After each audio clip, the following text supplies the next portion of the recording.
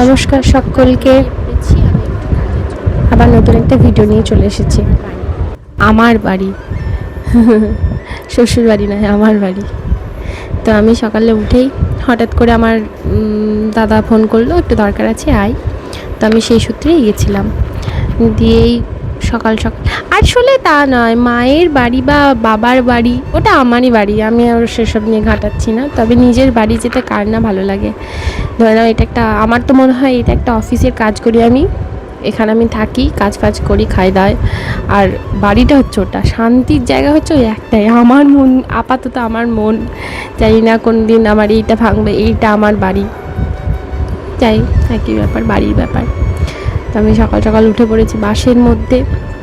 নিয়ে বাস থেকে আমি একটু গিয়েছিলাম আমার কাজে। তো এখানে দুই পণ্ডিত আমার সঙ্গে হাই হাই করছিল। আমি বললাম হাই বল, বলে হাই হাই। তারপরে মা রান্না করেছিল, সেদিনকে আমাদের ছিল নিরামিষ, ঠিক আছে। তো আমি যাওয়ার পর মা আমাকে বললো আমি একটা ডিমের পোচ করে দেবো, হবে খাওয়া ওই দিয়ে? আমি বললাম হ্যাঁ।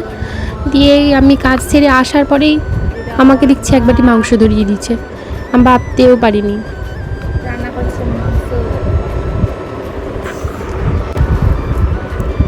তো তারপরে এই যে জাম নিয়ে চলে এসছে। বাবাকে বলছি বাবা একটু তাকাও তো। বাবা তাকানো দেখো, আমার বাবার সামনে দাঁতগুলো সব উড়ে গেছে। তারপরে এই যে আমার খাওয়া দাওয়া হয়ে গেছে। বিকেল হয়ে গেছিলো, এখানে লাইট জ্বালতে হয়েছে, কারেন্ট পালিয়ে গেছিলো, কারণ চরম মেঘ লেগেছিলো, চরম মেঘ, মানে দারুণ মেঘ লেগেছিলো, কালো হয়ে গেছিলাম। আমি তো ভাবলাম আসতে পারবো না। তারপরে আমি একটা কাজেই যেহেতু গেছিলাম, আমি একদিনের ছুটি এখান থেকে নিইনি, তাই জন্য আমাকে আবার রিটার্ন বাড়ি আসতে হয়েছিল।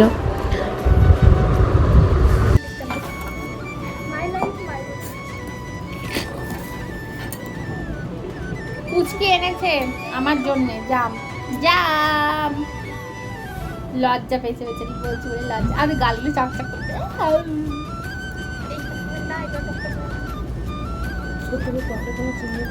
খুব মিষ্টি। সে আমরা গাল খেয়েছিলাম মনে আছে কোলাতে গিয়ে হালুয়ার কাছে। আগের বার, আর তোমার বিয়ের আগে, এই আগের বার আসলাম না, এই জাম করাবি না তাই বললাম আমাদেরকে। কার বাবার কাছে আমি জাম করবো না বললাম না?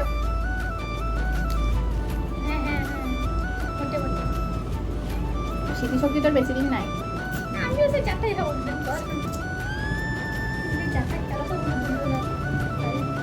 চল আমাদের বাড়ি যাও।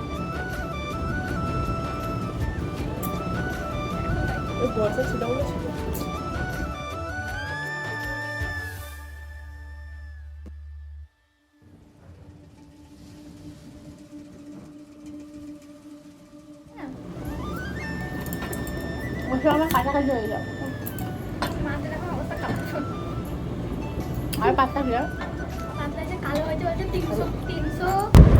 তো চলো আজকে এতটুকুই, আবার পরে দেখা হবে, টাটা।